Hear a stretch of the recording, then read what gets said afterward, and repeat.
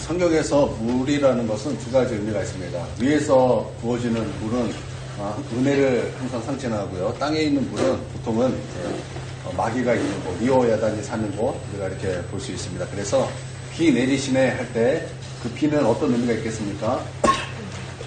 하나님의 은혜를 말씀하는 것입니다. 또 이슬 그러면은 위에서 내리는 거죠. 무슨 의미가 있겠습니까? 하나님의 은혜, 성령의 은혜를 말씀하시는 것입니다. 이 땅에서의 물은 아까도 말씀드린 대로 이제 리와 야단이 사는 곳. 그래서 여러분 귀신 들린 자에게 예수님이 귀신을 쫓아냈을 때 군대 귀신이 어디로 달려 들어갔습니까?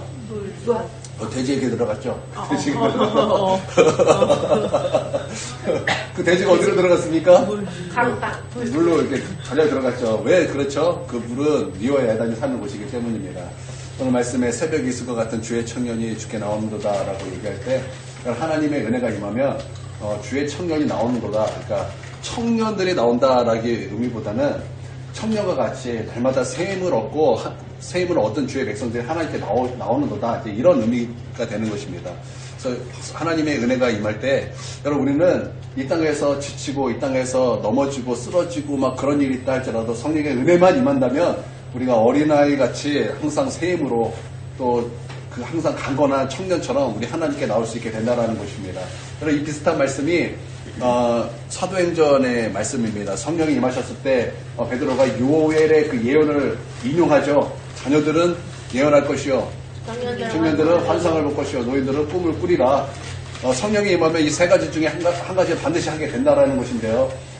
성령이 임하면 어떤 일이 벌어진다고요? 자녀들은 예언을 하죠. 청년들은 환상을 보고 노인들은 꿈을 꾸리라. 어떤 것을 말하는 것입니까? 도대체 어떤 예언을 하고 어떤 환상을 보고 어떤 꿈을 꾸는 것입니까? 하나님의 나라에 대한 예언과 하나님의 나라에 대한 꿈과 하나님의 나라에 대한 비전을 본다라는 것입니다.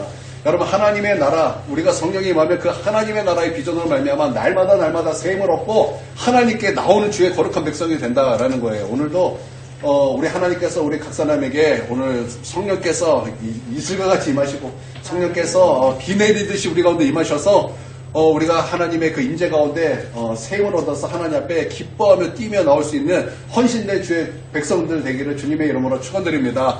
그러니까 우리 성도들이 어떻게 살아야 되는가? 주의 성령으로 살아야 된다는 거예요.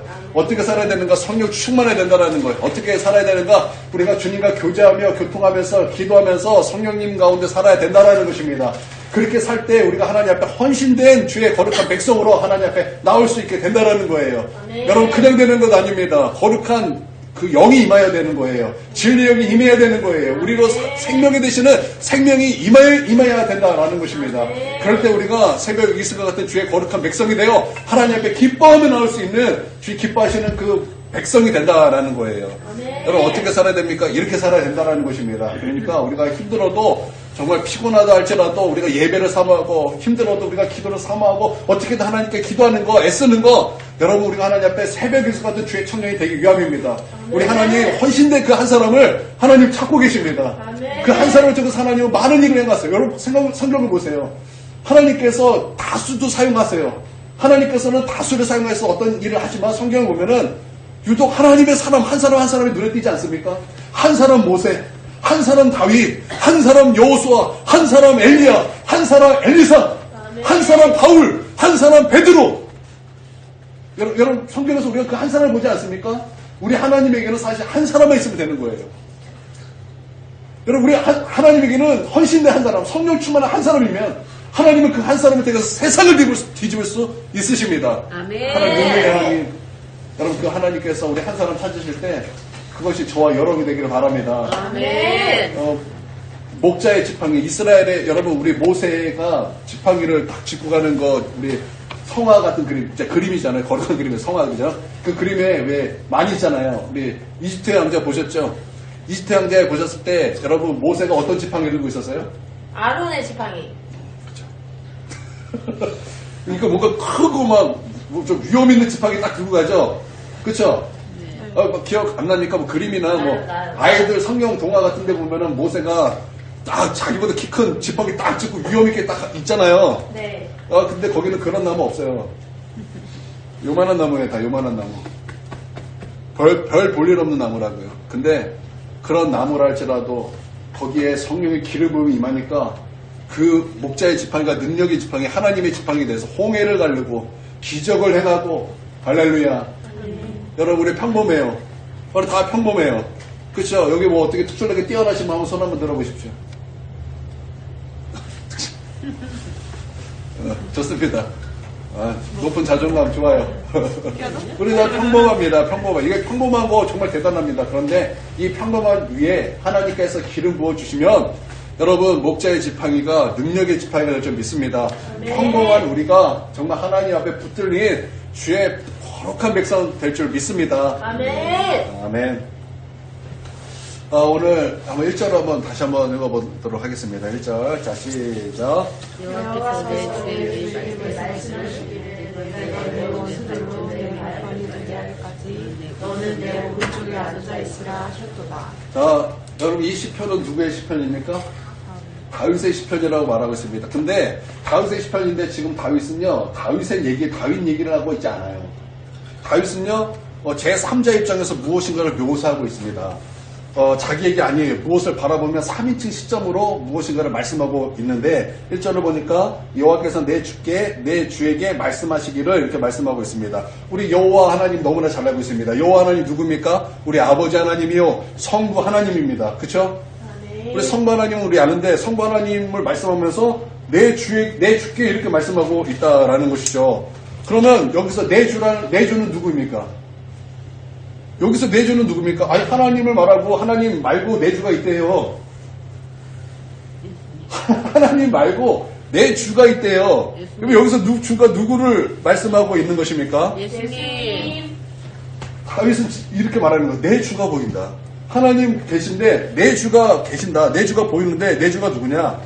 다시 오실 예수님이라는 거예요. 한마디로 말해서 성부 하나님 그리고 성자 하나님 이거 말씀하고 있다라는 것입니다. 그리고 내용은 뭐냐? 내가 내 원수들로 내 발판이 되게 하기까지 너는 내 오른쪽에 앉아 있으라.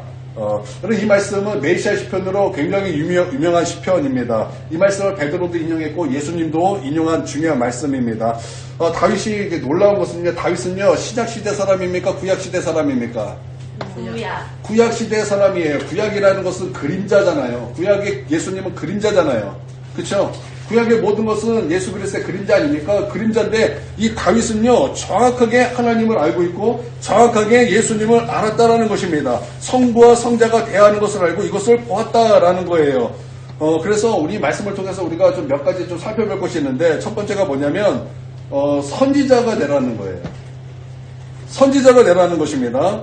여러분 여호수아가 모세에게 막 항변하듯이 얘기하는 것이 있습니다. 사람들이 성령 충만을 받아서 예언을 하니까 여호수아가 모세에게 말리는 거예요. 저들을 좀 말려주십시오. 지금 저들이 예언을 하고 있습니다. 말려주십시오. 말려되는 거 아니겠습니까? 그때 모세가 한 말이 무엇입니까? 하나님은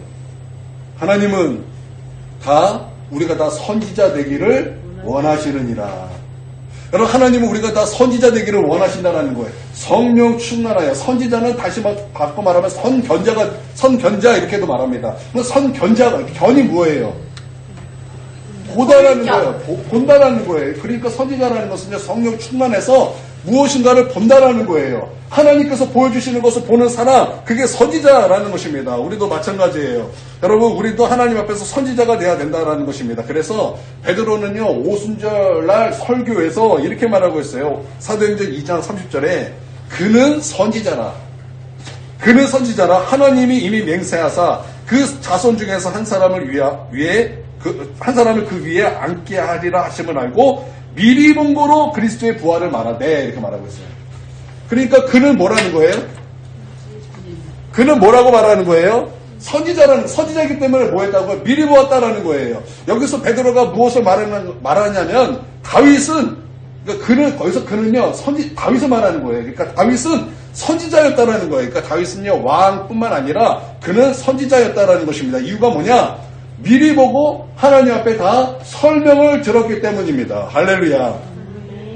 여러분 우리도 그런 선지자가 되어야 된다라는 것입니다. 미리 볼 수 있는 사람, 성령의 감동으로 말미암아 성령께서 우리 가운데 미리 보여주시는 사람, 또 성령께서 우리 가운데 말씀으로 알려주시는 바로 그런 사람, 다 그런 사람이 되어야 된다라는 것입니다. 여러분 우리가 사역의 현장에서 우리는 통찰력을 갖게 될 때가 많습니다. 우리가 사역 현장에서 하나님의 말씀을 깨닫고 하나님의 말씀이 우리 가운데 보여질 때가 있습니다. 여러분, 그것이 바로 선지자의 영이 임했기 때문이다라는 것입니다. 저는요, 신학교에 들어갈 때 하나님, 나는 목사가 되겠습니다라고 신학교에 들어간 건 아니었어요. 제가 신학교에 들어간 것은 이제 하나님 앞에 이렇게 기도하며 이제 신학교에 들어갔습니다. 하나님, 복음을 더 알기 원합니다. 예수님을 더 증거하고 싶은데 예수님을 알고 예수님을 증거하기를 원하는데 나는 잘 모르겠습니다. 하나님, 나는 이렇게 성경을 보면 나는 조금 깨닫게 되는데 이거를 어떻게 논리적으로 표현할지도 잘 모르겠고 이것을 어떻게 잘 이렇게 전파해야 될지를 잘 모르겠는데 나 이거 신학교 가서 좀 배울 수 있도록 하나님 날 좀 도와주십시오. 그리고 목사가 되기 위하여 신학교 간 것이 아니라 복음을 알기 위하여, 그래서 이 복음을 증거하기 위하여 신학교에 들어갔습니다. 그래서 신학교에 들어갔더니 이제 신학교에서 복음을 알려주고 전도를 알려주면 얼마나 좋겠습니까? 근데 신학교에서 그거 안 알려주더라고요. 신학교 갔더니 칼빈 신학 알려주고, 신학교 갔더니 영어 공부 열심히 해야 된다, 그것만 알려주더라고요. 그래서 영어 공부 열심히 해라, 칼빈주 열심히 공부해라, 요거만 열심히 들었던 것 같아요. 근데 실상 제가 복음을 알게 되는 것은, 이게 전도를 알게 되고 복음을 알게 된 것은 신학교에서보다는 전도 현장에서 제가 그것을 이제 많이 알게 되고 많이 깨닫게 되었습니다. 이렇게 전도를 하는 거예요. 이제 전도할 때 그냥 예수 믿으세요, 예수 믿으세요 이렇게 전도 안 했고, 광야에 외치는 자의 소리처럼 그냥 딱지 하나 들고 와서 놀이터에서 복음 증거했어요. 막 10분에서 20분 거기서 복음을 증거하는 거예요. 그러면 막 떼거지로, 지금은 이게 안 돼요. 지금은 이게 안 돼. 그때만 해도 벌써 25년 전이죠. 그때만 해도 막 사람들이 막 이렇게 몰려들었다고요. 아이들이 막 몰려들고 어른들까지 뭔 소리야? 그리고 막 몰려들었다고요. 그렇게 복음을 전하고 지하철 앞에서 막 크게 막 광야 외치는 자의 소리처럼 막 이렇게 복음을 외쳤어요. 그때 복음을 전하면서 성령께서 알게 하시고 깨닫게 하시는 거, 이 복음이 그 말씀과 연결이 되네? 이 복음이 이런 뜻이었네? 하나님의 마음은 이러했네? 와, 하나님의 말씀이 이것을 말씀하고 있는 것이었네? 그 말씀은 바로 예수 그리스도에 대한 예표였네? 와, 놀라운 예수 그리스도에 대한 비밀이 하나님 말씀에 곳곳이 숨어 있네? 그러면서 그것들을 깨닫게 하시고 그것들을 깨닫는 것을 증거하게 하실 때, 그 증거를 들은 수많은 사람들이 나 예수님 믿겠다. 예수님이 그런 분이었냐? 나 복음을 믿겠다. 예수님을 믿겠다. 그리고 예수님을 믿고 영접한 사람이 너무나 많았다는 것을 제가 현장 속에서 보고, 현장 가운데서 성령께서 알게 하시고 보게 하시고 통찰력을 갖게 하시는 그 놀라운 일을 경험하게 되는데, 바로 그런 것이 선지자의 영이었다라는 것입니다. 그래서 예수님께서도 이렇게 말씀하셨어요. 마태복음 10장에 이런 말씀이 있는데요. 너희가 어느 곳에 가서 말씀을 전할 때 무엇을 말할까 염려하지 말라는 거예요. 그때 너희에게 할 말을 주시겠다. 예수님께서 말씀하셨다라는 거죠. 그게 선지자의 영이거든요. 나는 저와 여러분에게 이런 선지자의 영이 임하여 하나님의 말씀을 볼 때 눈이 열어지고, 그 말씀을 통해서 이 세상을 볼 때 이 세상이 어떠한 지금 상황인가가 열어지고, 또 영혼들을 향해서 그 눈이 열어지고, 여러분의 그 삶의 현장에서 그 하나님의 그 마음을 통해 마음이 막 열어지고, 이런 그 뭔가를 보지 못했지만 성령으로 말미암아 주의 놀라운 은혜의 빛으로 말미암아 하나님의 그 뜻이 우리 가운데 활짝 열어지게 되기를 주님의 이름으로 축원드립니다. 그래서 여러분, 우리 가운데 그 도전을 받자라는 거예요. 다윗이 선지자였던 것처럼 우리도 선지자가 되자라는 거예요. 우리도 성령님과 함께 하면서 성령께서 알려주시고 보여주시고 깨닫게 해주시고 통찰력을 갖게 해주시는 거, 우리도 그런 사람이 되자라는 거예요.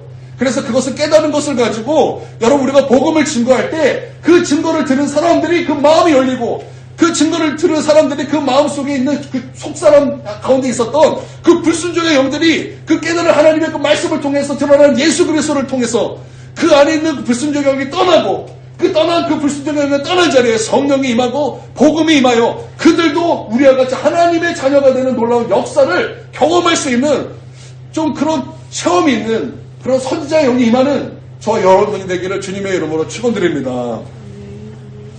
또 이 말씀은요, 바리새인들이 악한 의도로 예수님께 막 자주 물어봤어요. 예수님께 악한 의도를 가지고 막 질문을 하는 거죠. 그래서 예수님께서 하도 물어보시니까, 사람들이 하도 물어보니까 이제 아마 이런 것 같아요. 예수님께서 그만 좀 물어봐라. 그러고 이제 이런 말씀을 하셨던 것 같아요. 그래서 이 말씀을 예수님께서 인용하세요. 시편, 제 110편의 말씀을 인용하십니다. 마태복음 22장 41절에 보니까 바리새인들이 모였을 때 이제 예수님에게 또 질문합니다. 그 앞에서도 예수님에게 악의를 가지고 질문해요. 선생님, 율법 중에 무엇이 가장 큰 계명입니까? 막 이런 식으로 막 이제 예수님이 악한 의도를 갖고 예수님 꼬투리 잡으러 질문합니다. 그래서 그것이 끝나고 나서 또 이제 그들이 모였을 때 또 그런 의도를 가지고 예수님께 또 질문하려고 그랬을 때 예수님이 그 의도를 아시고 말씀하셨어요. 너희는 그리스도에 대하여 어떻게 생각하니? 주님이 이렇게 물으시는 거죠. 그리스도가 누구의 자손이냐? 이렇게 물으니까 이거 사람들이 다 아는 거고 바리새인 이거 다 아는 거거든요. 아니까 자신 있게 대답합니다. 다윗의 자손입니다. 그랬더니 이제 43절에 이제 예수님께서 말씀하시기를 그러면 다윗이 성령에 감동되어 어찌 그리스도를 주라 칭하였느냐? 오늘 시편 110편 말씀을 인용한 것입니다. 그래서 44절에 보니까 주께서 내 주께 이르시되 내가 내 원수로 내 발 아래 둘 때까지 내 우편에 앉아있으라 하셨도다. 이렇게 말씀하시면서 다윗이 그리스도께 주라고 했는데 어떻게 다윗의 자손이냐? 사람들이 할 말이 없는 거예요. 다윗이 이 말에 사람들이 이제 바리새인들이 이 말에 할 말이 없는 거예요. 그날부터 예수님께 물은 자가 없었더라. 이 말씀이 있습니다. 그러니까 예수님께서 이렇게 말씀하심으로 말미암아 효과가 있었다라는 거죠. 예수님의 뜻이 무엇이었습니까? 육체로는 다윗의 혈통이었지만 영적으로는 그리스도는 하나님이시다라는 거예요. 예수님이 누구시냐? 그리스도가 누구시냐? 그리스도는 하나님이시다라는 것입니다. 이것을 보여주셨다라는 거예요. 하나님께서 다윗에게 이것을 보여주셨다라는 거예요. 주 대신 하나님이 계신데 또 주가 계시다라는 거. 그분이 누굽니까? 그분이 바로 메시아이시며 그분이 바로 성자 하나님이신 예수님이었다라는 것을 다윗에게 보여주셨다라는 거예요. 여러분 다윗은요 사역하다가 선지자의 영이 임해서 본 것이 아니에요. 여러분 다윗은요 사역하다가 본 것이 아니라 다윗의 온 삶은요 하나님을 섬기는 삶이었어요. 그러니까 다윗의 삶, 사역하는 다윗의 삶은 일상의 삶은 그냥 사역이었어요. 그냥 하나님을 섬기는 사역이었다는 거예요. 나는 저와 여러분도 그런 삶이 되기를 바랍니다. 그러니까 교회 따로 여러분의 삶 따로가 아니라는 거예요. 교회에서는요 거룩해요. 교회에서는요 언어도 아름답고 교회에서는요 우리 행동도 아름다워요. 근데 아무도 없을 때 여러분은 누굽니까? 여러분이 친구들과 모이고 여러분들이 회사에 있고 여러분들이 가정에 있을 때 여러분은 누굽니까? 교회에 있는 모습과 가정에 있는 모습과 여러분은 똑같습니까? 교회에서 예배드리는 모습과 여러분의 친구들과 있는 모습하고 똑같습니까? 여기서는 거룩한 말들을 하는데 친구들하고 함께 있으면 욕설이 튀어나옵니까? 여러분 그것은요 이거는 같은 삶이 아니라는 거예요. 근데 다윗을 보십시오. 다윗은 선지자입니다. 어떻게 선지자가 되었는가? 그가 하나님 앞에 사역으로 섬기는 모든 것이 사역을 위해서 따로 된 삶이 아니라 그의 삶 전체가 하나님을 섬기는 사역이었다는 거예요. 서두에 말씀드렸어요. 사역할 때 하나님께서 이것을 열어줄 때가 굉장히 많았다는 거예요. 근데 우리가 사역할 때뿐만 아니라 교회에서뿐만 아니라 우리의 삶 전체가 하나님을 섬기는 삶이 될 때 여러분 우리는 하나님 앞에 살아가게 될 것이고 하나님이 보여주는 그런 삶 가운데 하나님이 보여주는 그런 세상 가운데 하나님이 보여주는 하나님의 나라 가운데 살게 될 것입니다. 여러분 그렇게 우리는 선지자가 되는 거예요. 그렇게 우리는 하나님께서 기뻐하시고 원하시는 선지자의 모습이 되는 거예요. 여러분 그러시기를 원하십니까? 그냥 교회에서 그리고 세상에서 그것이 따로가 아니라 교회에서 나의 모습이 교회에서 하나님을 섬기고 교회에서 예배드리고 교회에서 하나님 사랑해야지 그렇게 결단하는 나의 모습과 또 집에 있는 나의 모습이 같아져야 된다는 거예요. 회사에서의 모습과 이 교회에서 예배드리는 나의 모습이 같아져야 된다는 거예요. 따로가 아니라는 거예요. 우리는 자꾸 이분화시켜요. 교회에서는 교회의 모습이 있고 또 세상에서는 세상의 모습이 있다. 이 교회에서 예배드리는 나의 모습이 있고 가정에서의 나의 모습이 있다. 그게 아니라는 거예요. 교회의 모습, 하나님께 예배드리는 이 모습이 세상의 모습과 같아져야 되고 교회에서 하나님을 섬기는 나의 모습이 내가 이 가정에서 그 같은 모습이 돼야 된다는 거예요. 여러분 정말 그러시기를 원하십니까? 여러분 그렇게 결단하시기를 원하십니까? 우리가 그전에는 우리 아이들 잘 보세요. 우리 아이들 여기서 교회에서는 그냥 이제 보통 학생이에요. 그래서 이제 정말 학생회처럼 여기서 시키는 대로 예배도 드리고 하는데 여러분 친구들하고 있을 때 어떻습니까? 여러분 친구들이 얼마나 그때 여러분 때에 얼마나 난폭합니까? 여러분 때 얼마나 뭐 날카롭고 얼마나 그 말이 험하고 그 생각이 얼마나 이게 막 더러운 것들이 막 나올 그런 때 아닙니까? 여러분 그때 여러분 친구들과 함께 있을 때 그때 여러분 누굽니까? 그때 여러분의 정체성은 누굽니까? 교회에서의 그 거룩한 모습입니까? 아니면 교회 따로 또 이분화해서 그 세상 따로입니까? 어떠세요? 오늘 하율이는 어떠십니까? 오늘은 안 좋네요. 어떠세요? 따로입니까? 따로세요? 오늘 돌이키세요. 오늘 돌이키셔야 돼요. 운성이 한번 물어볼까? 준성이를 보면서 은성이를 얘기하고 있어요. 운성이는 어때요? 비밀일까? 그럼 준성이는 어때요?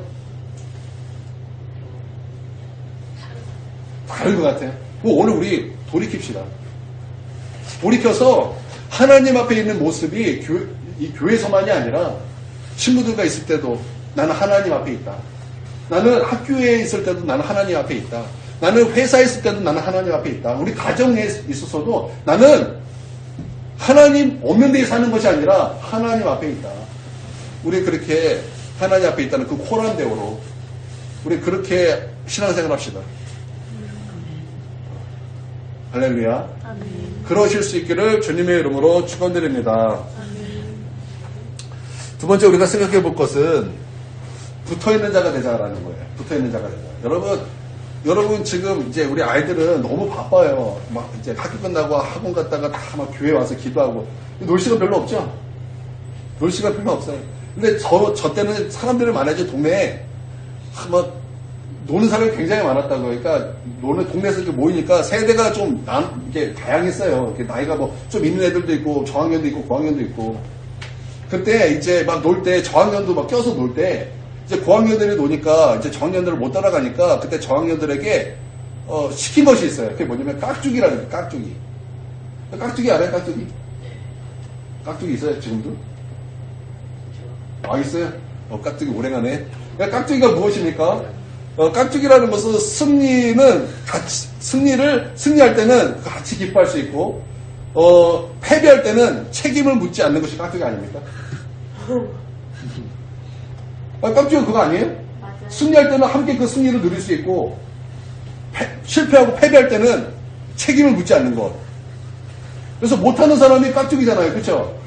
근데 여러분 깍두기의 정의라면 뭐예요? 깍두기는 붙어있는 사람이에요. 깍두기는 정말 못해요. 약해요. 연약해요. 그렇기 때문에 깍두기로서 형들에게 붙어있는 게 깍두기잖아요. 그쵸? 아닌가요? 맞아요. 맞다고 해주세요. 맞아요. 우리가 그런 깍두기가 되어야 된다는 거예요. 그럼 누구에게 붙어있어야 되는 것입니까? 예수님에게 붙어있어야 된다는 거예요. 오늘 말씀을 보면 메시아의 말씀이잖아요. 메시아의 말씀이잖아요. 여러분 1절 보세요. 여호와께서 내 주에게 말씀하시기를 내가 내 원수들로 내 발판이 되게 하기까지 너는 내 오른쪽에 앉아있으라 하셨도다. 여호와께서 시온에서부터 주의 권능의 귤을 내보내시리니 주의 원수들 중에 다스리소서. 주의 권능의 날에. 여러분 이게 다 승리의 말씀 아닙니까? 메시아가 승리하신다라는 거예요.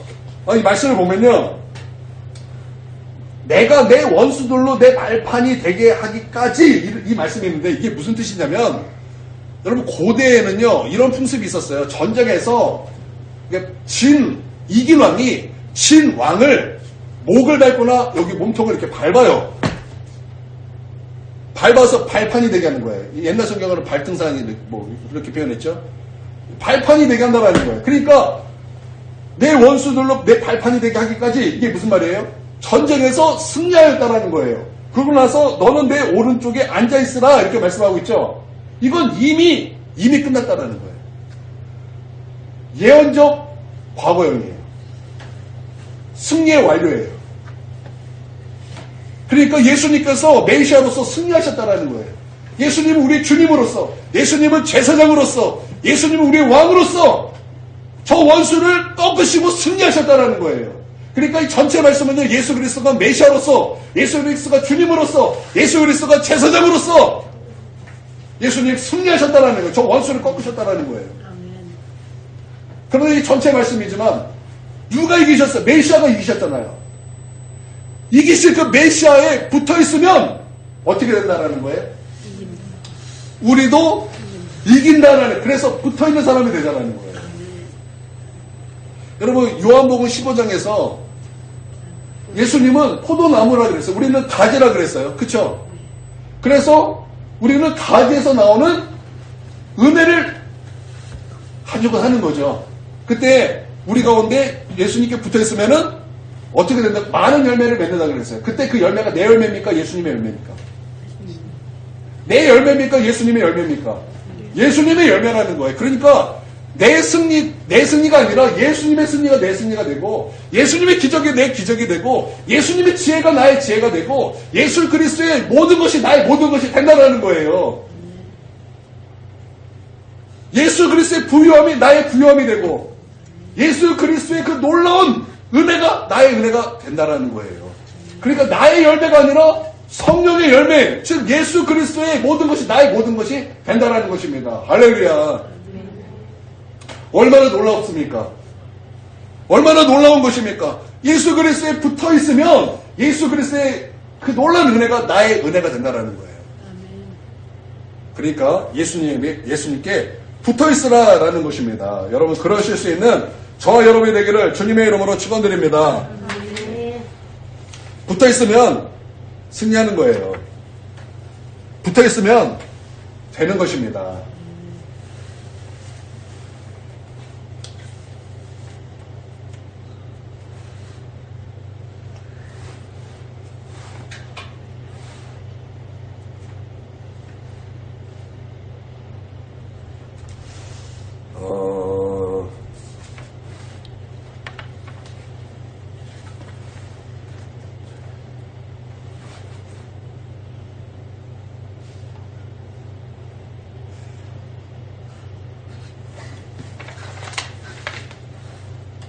이 2절, 3절 한번 보도록 하겠습니다.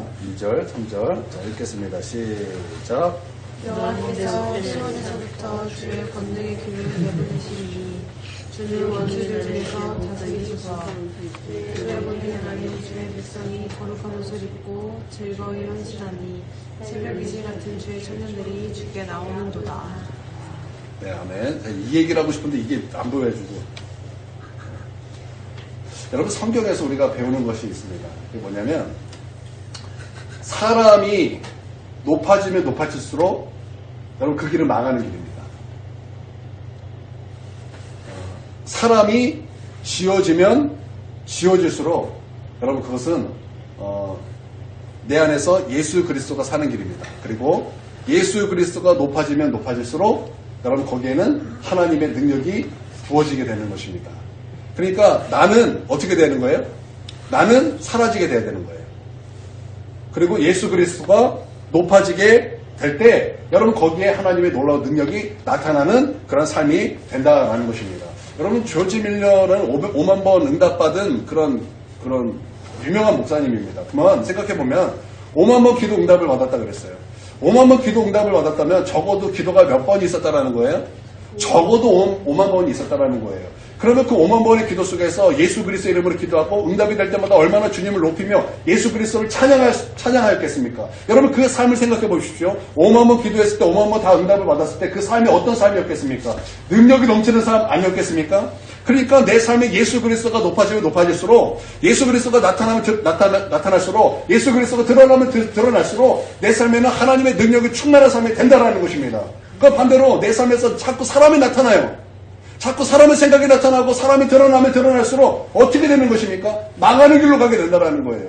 그래서 우리의 삶에 예수 그리스도가 나타나고 예수 그리스도가 높아지는 그런 저와 여러분에게 주님의 이름으로 축원드립니다. 그래서 우리는 예수님께 붙들림만 돼야 되고 예수님께 붙어 있어야 된다는 거. 그래서 나는 죽고 내 안에서 예수 그리스도께서 살아계셔서 예수 그리스도가 나의 삶을 통해서 일하시도록 여러분 그런 삶이 돼야 된다는 거예요. 그래서 예수님께 붙어 있는 그런 복된 인생이 되길 주님의 이름으로 축원드립니다. 여러분 그럴 때 여러분 서두에도 말씀드렸어요. 지팡이, 목자의 지팡이가 여러분 하나님의 능력의 지팡이가 된다라는 거예요.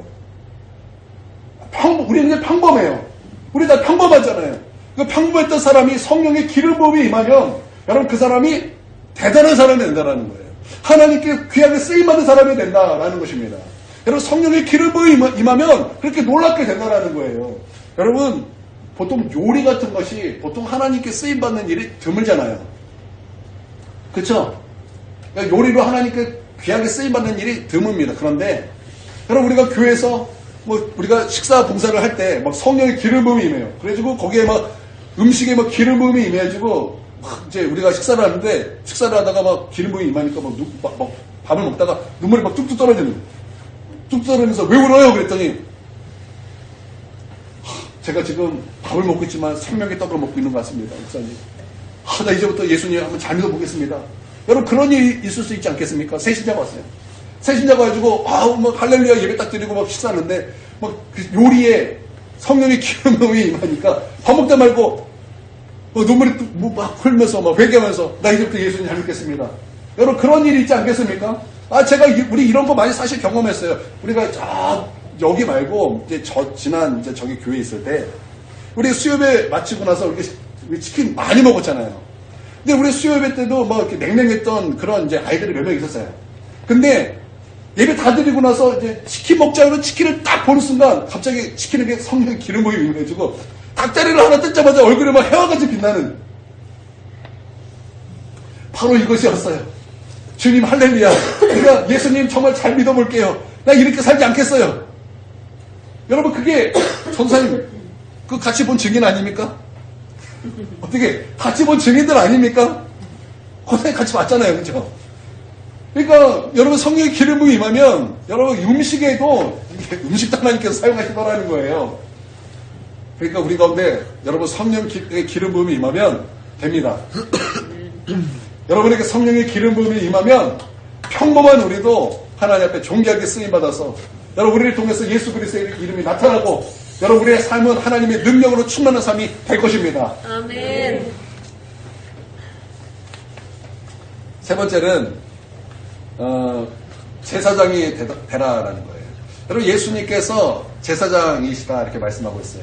그러니까 멜기세덱의 서열을 따라 영원한 제사장이라 이렇게 말씀하고 있어요. 예수님은요 레위 지파에서 나온 제사장이 아닙니다. 예수님은 멜기세덱의 서열을 따라 영원한 제사장이에요. 영원하다라는 거예요. 영원하시기 때문에 여러분 예수님은 지금도 우리의 제사장입니다. 제사장이라는 것이 무엇입니까? 가운데서 연결한다라는 거예요. 여러분 예수님은 지금도 우리 하나님과 우리를 연결하십니다. 예수님은 언약의 중보자이세요. 우리가 하나님 앞에 실수하고 허물로 쓰러진다 할지라도 예수님은 오늘도 나의 중보자가 되셔서 하나님과 우리를 연결하십니다. 중보하십니다. 할렐루야.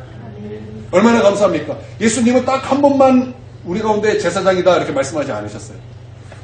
만약에 예수님께서 하나님과 우리랑 연결하는 한 번의 제사장이다라고 말했다면 우리는 날마다 벌벌 떨면서 자야 돼. 우리 이제 범죄하면 안 돼. 우리는 범죄하면 끝나. 죽어. 근데 우리 하나님께서 우리 가운데 예수님이 어떤 분이냐? 우리 예수님은 멜기세덱의 서열을 따라서 영원하신 제사장이다.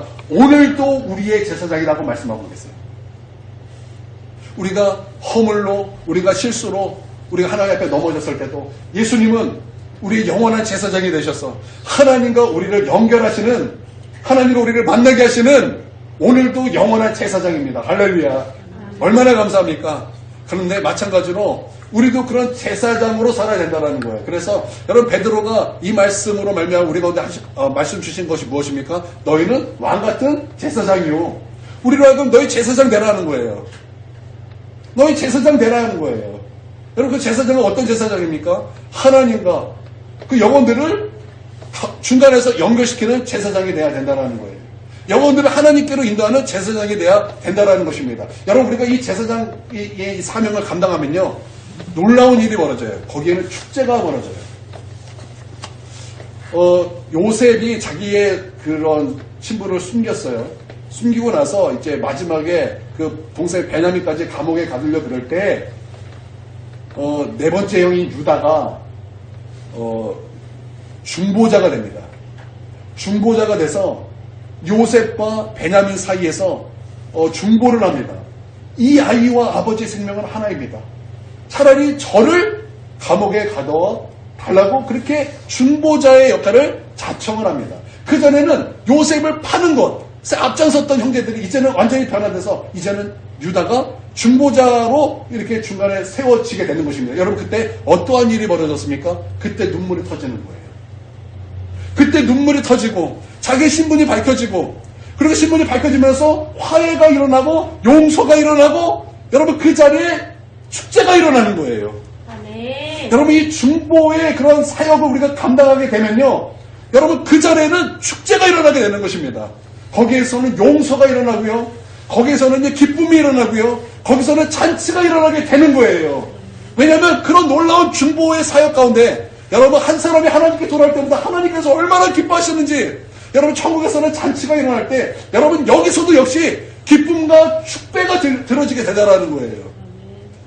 여러분 그렇기 때문에 우리가 해야 될 것이 뭐냐? 또 우리와 교회가 해야 될 것이 무엇이냐? 이 제사장 사명 감당해야 된다는 거예요. 수많은 영혼들을 하나님께로 인도하는 제사장 사명을 감당해야 된다는 것입니다. 여러분 그럴 때 이 교회는요 매주 축제가 될 거예요. 우리의 삶도 매일매일이 축제가 될 것이요. 희한하게 우리의 모든 문제가 그렇게 이 사명을 감당하면서 모든 것이 자연스럽게 풀리게 되는 그런 놀라운 역사를 반드시 경험하게 되는 것입니다. 여러분 하나님께서 일하시는 방법은 이와 같아요. 여러분 모든 것은요 다 유통기간이 있어요. 다 유통기간이 있어요. 여러분 우리가 음식도 유통기간이 있어요. 사람과 관계도요 영원하지가 않더라고요. 유통기간이 있어요. 우리 부모님도요 유통기간이 있어요. 내 친구도요 다 유통기간이 있어요. 언젠가 다 헤어지게 되고 어느 순간 그렇게 친했는데 어느 순간 이제는 그 관계가 이제 더 이상 안 보는 관계가 되기도 하고 이 음식뿐만 아니라 모든 것이 다 유통기간이 있어요. 근데 제사장 직분도 유통기간이 있어요. 또 제사장 직분은요 날마다 하는 것이 아니에요. 여러분 우리가 누가복음에 보면은 세례 요한의 부모님들이 매번 성소에 들어가서 제사장 직무를 한 것이 아니에요. 여러분 그 말씀에 보면은 어떻게 되어 있어요? 순본이 있어야지고 비본도 있고 이제 돌아가면서 제사장 직분을 담당해요. 그렇죠? 여러분 우리가 이 제사장 직분요 이거 계속 있는 거 아니에요. 여러분 우리 가운데 주어졌을 때 우리가 이 제사장 직분에 온전히 순복할 수 있는 저와 여러분이 되기를 주님의 이름으로 축원드립니다. 그래서 우리 영혼들을 바라볼 때마다 우리는 제사장이다. 그래서 틈만 나면은 할 수만 있으면은 전도합시다. 할 수만 있으면 예수님 전합시다. 때는 어떤지 못 얻든지 내가 전도의 열매가 맺든지 못 맺든지 우리는 어떻게든 기회만 된다면 예수님을 전할 수 있는 그래서 이 맡기신 이 제사장 사명 감당할 수 있는 저 여러분이 되기를 바랍니다. 말씀 마치도록 하겠습니다. 우리 10분 정도 하나님 앞에 기도하도록 하겠습니다.